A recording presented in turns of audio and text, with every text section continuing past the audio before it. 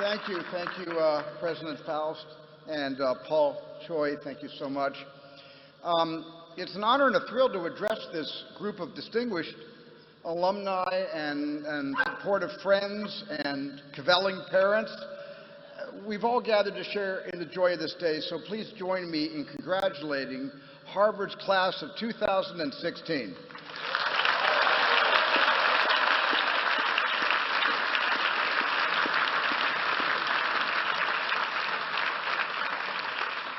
I can remember my own college graduation, which is easy since it was only 14 years ago. How many of you took 37 years to graduate? Because like most of you, I began college in my teens. But sophomore year, I was offered my dream job at Universal Studios, so I dropped out. I told my parents if my movie career didn't go well, I'd re-enroll. It went all right. But eventually, I returned for one big reason.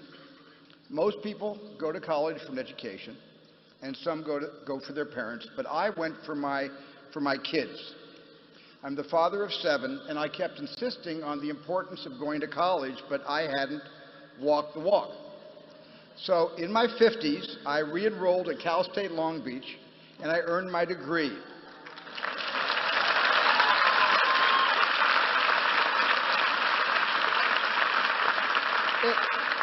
I just have to add, it helped that they gave me course credit in paleontology for the work I did on Jurassic Park. That's 3 units for Jurassic Park. Thank you. Well, I left college because I knew exactly what I wanted to do, and some of you know too, but some of you don't. Or maybe you thought you knew but are now questioning that choice. Maybe you're sitting there trying to figure out how to tell your parents that you want to be a doctor and not a comedy writer. Well, what you choose to do next is what we call in the movies the character-defining moment. Now, these are moments that you're very familiar with, like in the last Star Wars, The Force Awakens, when Rey realizes the Force is with her, or Indiana Jones choosing mission over fear by jumping into a pile of snakes. Now, in a 2-hour movie, you get a handful of character-defining moments, but in real life, you face them every day. Life is one strong, long string of character-defining moments. And I was lucky that at 18, I knew what I exactly wanted to do, but I didn't know who I was. How could I, and how could any of us? Because for the first 25 years of our lives, we are trained to listen to voices that are not our own. Parents and professors fill our heads with wisdom and information, and then employers and mentors take their place and explain how this world really works. And usually these voices of authority make sense, but sometimes doubt starts to creep into our heads and into our hearts, and even when we think that's not quite how I see the world, it's kind of easier just to nod in agreement and go along, and for a while I let that going along define my character, because I was repressing my own point of view, because like in that Nilsson song, everybody was talking at me so I couldn't hear the echoes of my mind. And at first, the internal voice I needed to listen to was hardly audible, and it was hardly noticeable, kind of like me in high school. But then I started paying more attention, and my intuition kicked in. And I want to be clear that your intuition is different from your conscience. They work in tandem, but here's the distinction. Your conscience shouts, here's what you should do, while your intuition whispers, here's what you could do. Listen to that voice that tells you what you could do. Nothing will define your character more than that. Because once I turned to my intuition and I tuned into it,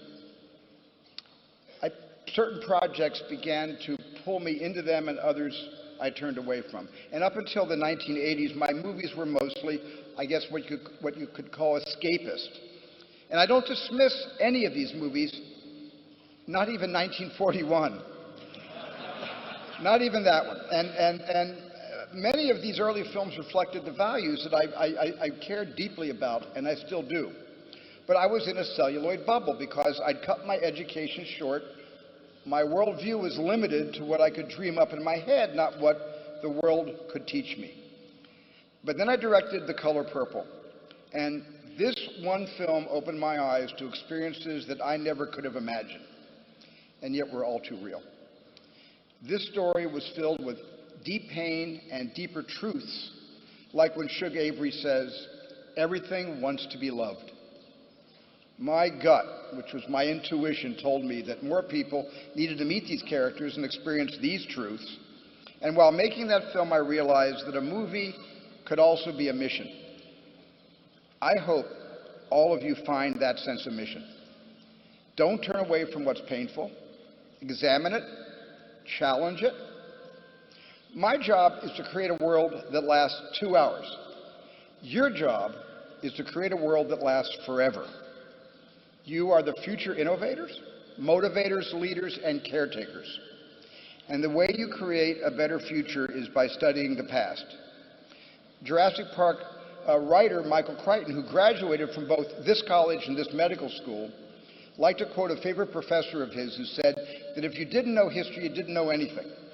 You were a leaf that didn't know it was part of a tree. So history majors, good choice. You're in great shape.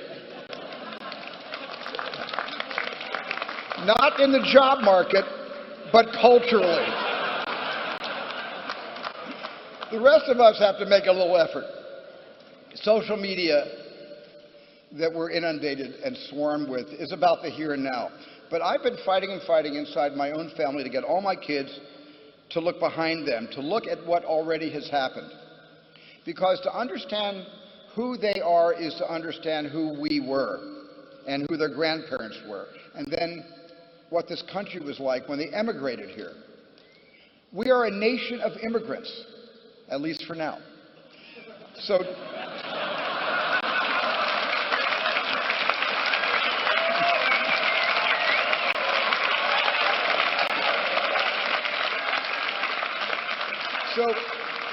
to me, this means we all have to tell our own stories. We have so many stories to tell. Talk to your parents and your grandparents if you can, and ask them about their stories, and I promise you, like I have promised my kids, you will not be bored. And that's why I so often make movies based on real-life events. I look to history not to be didactic, because that's just a bonus, but I look because the past is filled with the greatest stories that have ever been told. Heroes and villains are not literary constructs, but they're at the heart of all history. And again, this is why it's so important to listen to your internal whisper.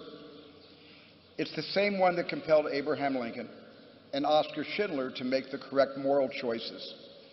In your defining moments, do not let your morals be swayed by convenience or expediency. Sticking to your character requires a lot of courage, and to be courageous, you're going to need a lot of support. And if you're lucky you have parents like mine, I consider my mom my lucky charm. And when I was 12 years old, my father handed me a movie camera, the tool that allowed me to make sense of this world. And I am so grateful to him for that, and I am grateful that he's here at Harvard, sitting right down there.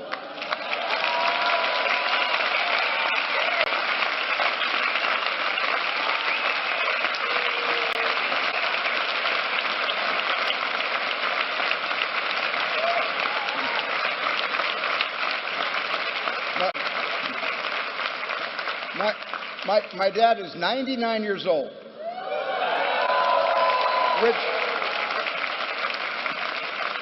which means he's only 1 year younger than Widener Library, but unlike Widener, he's had zero cosmetic work.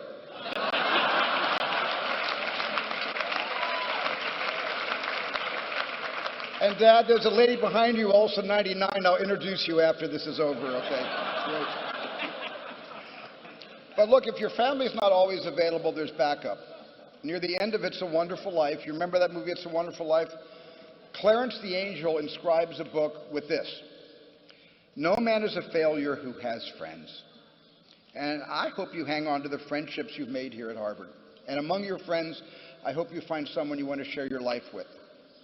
I imagine some of you in this yard may be a tad cynical, but I want to be unapologetically sentimental. I spoke about the importance of intuition and how there's no greater voice to follow. That is until you meet the love of your life. And this is what happened when I met and married Kate. And that became the greatest character-defining moment of my life. Love, support, courage, intuition. All these things are in your hero's quiver. But still, a hero needs one more thing. A hero needs a villain to vanquish. And you're all in luck.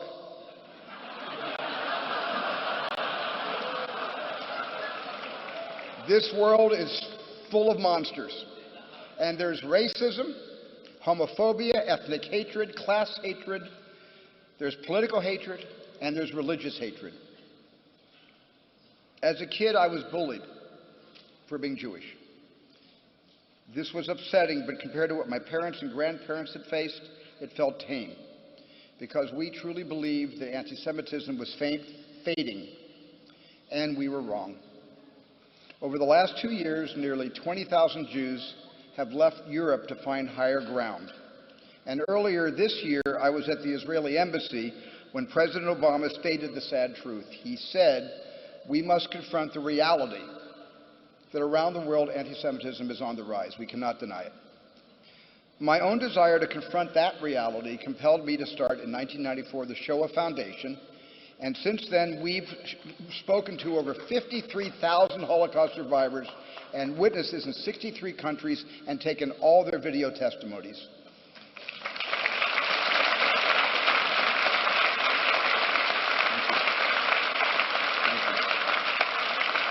And we're now gathering testimonies from genocides in Rwanda, Cambodia, Armenia, and Nanking.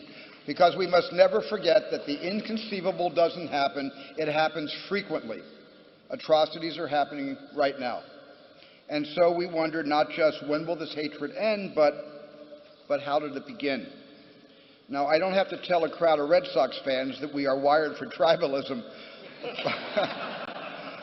But beyond rooting for the home team, tribalism has a much darker side. Instinctively, and maybe even genetically, we divide the world into us and them. So the burning question must be, how do all of us together find the we? How do we do that?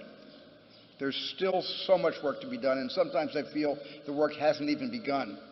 And it's not just anti-Semitism that's surging. Islamophobia is on the rise too, because there's no difference between anyone who is discriminated against, whether it's the Muslims or the Jews or minorities on the border states or the LGBT community. It is all big one hate. And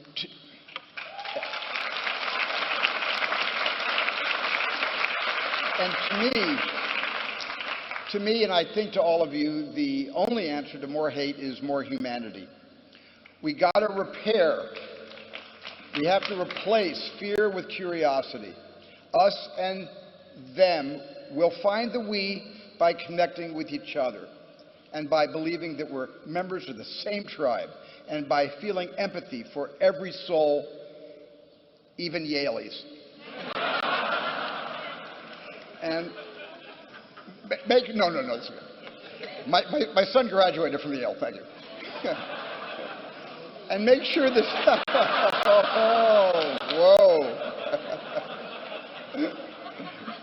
But make sure this empathy isn't just something that you feel.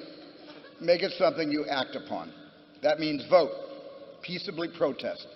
Speak up for those who can't, and speak up for those who may be shouting but aren't being heard. Let your conscience shout as loud as it wants if you're using it in the service of others. And as an example of action in service of others, you need to look no further than this Hollywood-worthy backdrop of Memorial Church. Its south wall bears the names of Harvard alumni, like President Faust has already mentioned, students and faculty members who gave their lives in World War II. All told, 697 souls who once tread the ground where we stand now were lost. And at a service in this church in late 1945, Harvard President James Conant, which President Faust also mentioned, honored the brave, and called upon the community to reflect the radiance of their deeds. 70 years later, this message still holds true, because their sacrifice is not a debt that can be repaid in a single generation. It must be repaid with every generation, just as we must never forget the atrocities. We must never forget those who fought for freedom. So as you leave this college and head out into the world, continue please to reflect the radiance of their deeds, or as Captain Miller in Saving Private Ryan would say, earn this. And please stay connected. Please never lose eye contact. This may not be a lesson you want to hear from a person who creates media, but we are spending more time looking down at our devices than we are looking in each other's eyes. So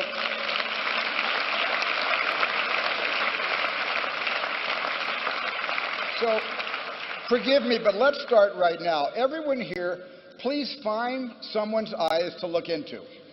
Students and alumni and you too, President Faust, all of you turn to someone you don't know or don't know very well. They may be standing behind you or a couple of rows ahead. Just let your eyes meet. That's it. That emotion you're feeling is our shared humanity mixed in with a little social discomfort. But if you remember nothing else from today, I hope you remember this moment of human connection. And I hope you all had a lot of that over the past 4 years, because today you start down the path of becoming the generation on which the next generation stands. And I've imagined many possible futures in my films, but you will determine the actual future, and I hope that it's filled with justice and peace. And finally, I wish you all a true Hollywood-style happy ending. I hope you outrun the T-Rex, catch the criminal, and for your parents' sake, maybe every now and then, just like E.T., go home.